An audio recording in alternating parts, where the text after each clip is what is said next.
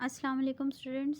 We studied about quadrilaterals in the previous lecture and we also done question number 1 and 2 of exercise number 16. So in this lecture we are going to do the remaining questions of exercise number 16. So let's start with question number 3. Identify the following quadrilaterals, give reasons in each case. इसमें हमने क्या करना है, quadrilaterals को identify करना है और reason देने हैं कि हमें किस तरह से पता लगा है कि ये शेप जो है वो क्वाड्रिलेटरल है और कौन सी क्वाड्रिलेटरल शेप है ये। ठीक है, नंबर 1 शेप जो हमें गिवन है वो रोम्बस है। रोम्बस क्या होता है, इसकी प्रॉपर्टी क्या होती है और हमें किस तरह से पता लगा है कि ये शेप रोम्बस है। उसका रीज़न ये है कि इसमें जो है all the sides are equal but angles are not equal.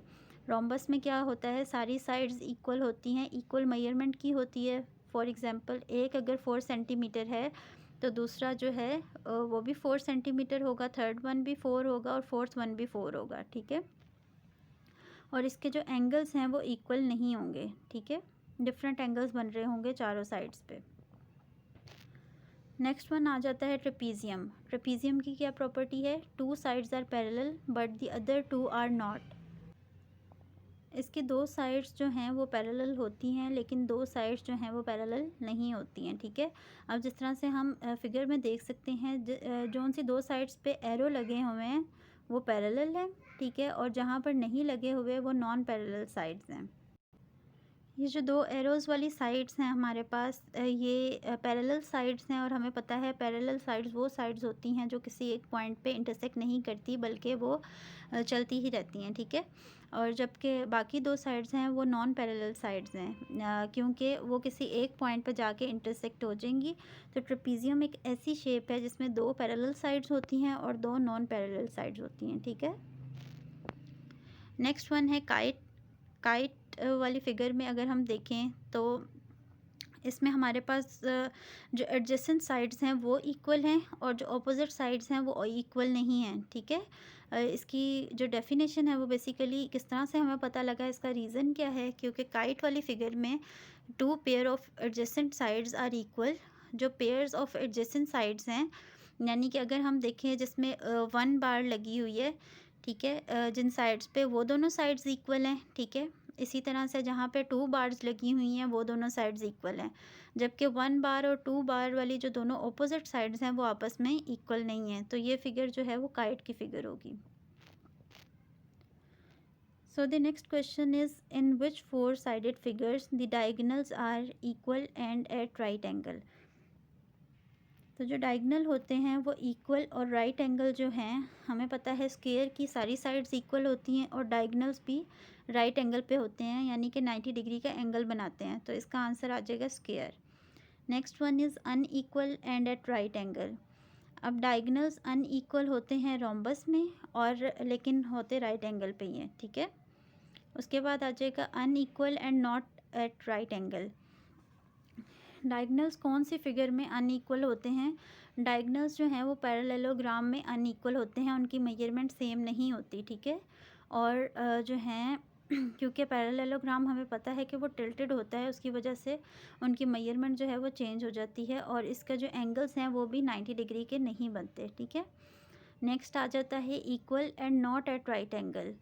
वो वाली 4 साइडेड फिगर जिसके डायगनल जो हैं वो इक्वल हों, यानी कि जो है उनकी मेजरमेंट सेम आ रही हो लेकिन राइट एंगल पे ना हो, तो वो वाली फिगर रेक्टेंगल फिगर होती है। रेक्टेंगुलर फिगर में डायगनल जो हैं वो इक्वल होते हैं लेकिन राइट एंगल पर नहीं होते। ठीक है, डायगनल्स को मैं एक दफ़ा दोबारा रिपीट कर देती हूँ। डायगनल्स हमारे पास वो होते हैं जो वो पॉइंट जो वो लाइन जो एक वर्टेक्स से दूसरे ऑपोजिट वर्टेक्स को ज्वाइन करती है वो डायगनल होता है। ठीक है, नेक्स्ट हमारे पास आ जाते हैं मल्टीपल चॉइस क्वेश्चंस। नंबर 1 है which of these is a quadrilateral. अब क्वाड्रिलेटरल की अगर मैं डेफिनेशन रिकॉल करूं तो ये 4 साइडेड फिगर होती है। ठीक है, अब हमने देखना है कि नीचे दी गई ऑप्शंस में से कौन सी 4 साइडेड फिगर है। सर्कल 4 साइडेड फिगर नहीं होती। ठीक है, ट्राइंगल भी 4 साइडेड फिगर नहीं है, जबकि स्क्वायर जो है हमें पता है इसकी 4 साइड्स होती हैं। ठीक है, तो ये करेक्ट ऑप्शन होगी। नेक्स्ट हमारे पास आ जाता है which of these is not a parallelogram. अब हमने कुछ प्रॉपर्टीज़ पढ़ी थी फर्स्ट लेक्चर में इसके कि जो क्वाड्रिलेटरल्स होते हैं वो दो तरह से क्लासीफाई कर दिए जाते हैं, एक पैरेललोग्राम में होते हैं और एक नॉन पैरेललोग्राम्स में होते हैं, ठीक है। तो पैरेललोग्राम्स उन्होंने पूछा है which of these is not a parallelogram, इनमें से कौन सा पैरेललोग्राम नहीं है। तो जो ट्रेपेजॉइड है वो पैरेललोग्राम नहीं है, ठीक है। बाकी सब की क्लासिफिकेशन जो है वो पैरेललोग्राम में आती है। नेक्स्ट आ जाता है what is the sum of the angles in a rhombus. Rhombus में एंगल्स का सम कितना होता है, तो जितने भी क्वाड्रिलेटरल्स होते हैं, 4 साइडेड फिगर होती हैं, उनमें जो टोटल सम आता है एंगल्स का वो हमने पढ़ा था 360 आता है, ठीक है। नेक्स्ट आ जाता है MCQ number 4, which of these is obtained when a parallelogram is divided by a diagonal. हमें इसमें से कौन सा ऑब्टेन होता है जब पैरेललोग्राम जो है वो डिवाइड हो जाता है। तो दो कॉन्ग्रेंट ट्राइंगल्स हमें मिलती हैं, ठीक है। कॉन्ग्रेंट मतलब सेम, एक जैसी, ठीक है। हम कॉन्ग्रेंट पढ़ के आए हुए हैं कि कॉन्ग्रेंट ट्राइंगल्स क्या होती हैं, ठीक है। तो जब हम पैरेललोग्राम्स को डायगोनल से डिवाइड करते हैं तो हमारे पास दो ट्राइंगल्स बन जाती हैं, ठीक है। इसको हमने लास्ट लेक्चर में भी देखा था कि एक पैरेललोग्राम को हमने डिवाइड किया था दो ट्राइंगल्स में, तभी हमें पता लगा था कि इसका जो टोटल सम है वो 360 डिग्री है। नेक्स्ट है which of these figures has 4 equal sides. इसमें से कौन सी फिगर के इक्वल साइड्स होती हैं, ठीक है। तो इसमें हमारे पास जो फिगर्स हैं, काइट है, काइट की 4 साइड्स की मेजरमेंट एक जैसी नहीं होती, रेक्टेंगल की नहीं होती, और रोम्बस की हमारे पास होती है, ठीक है। रोम्बस जो है वो लाइक अ स्क्वायर, उसकी भी सेम ही साइड्स होती हैं, इक्वल साइड्स की मेजरमेंट होती है, ठीक है। और ट्रेपीजियम की भी हमें पता है नहीं होती, 2 पैरेलल साइड्स होती हैं, दो जो है वो नॉन पैरेलल साइड्स होती हैं। नेक्स्ट आ जाता है in the given shape the sum of interior angle is this. Okay, इसमें हमने फाइंड करना है कि हमारे पास इस शेप का इंटीरियर एंगल क्या है। अब बुक में जो फिगर है ना, ये जो इधर पिंक लाइन शो हो रही है, ये इसके बगैर है, ठीक है। ये पिंक लाइन मैंने इसलिए ड्रॉ की है क्योंकि हमारे पास जब ये ड्रॉ करेंगे तो आप देखेंगे ऊपर एक 4 साइडेड फिगर बन जाएगी और नीचे एक 4 साइडेड फिगर बन जाएगी, ठीक है। और जितनी भी 4 साइडेड फिगर्स हैं उनका जो सम है वो 360 डिग्री होता है, ठीक है।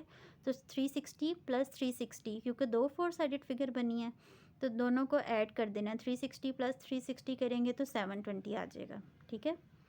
नेक्स्ट है in the parallelogram ABCD measure angle is equals to 40 degree, the values of the other angles are this। So parallelogram में क्या होता है, हमारे पास टोटल सम कितना आना चाहिए, 360 आना चाहिए, ठीक है।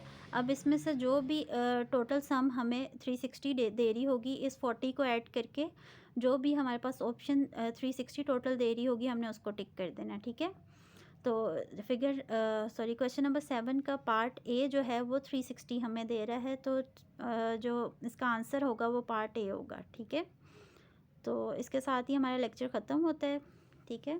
तो नेक्स्ट लेक्चर में हम मिलेंगे इंशाल्लाह। अल्लाह हाफिज़।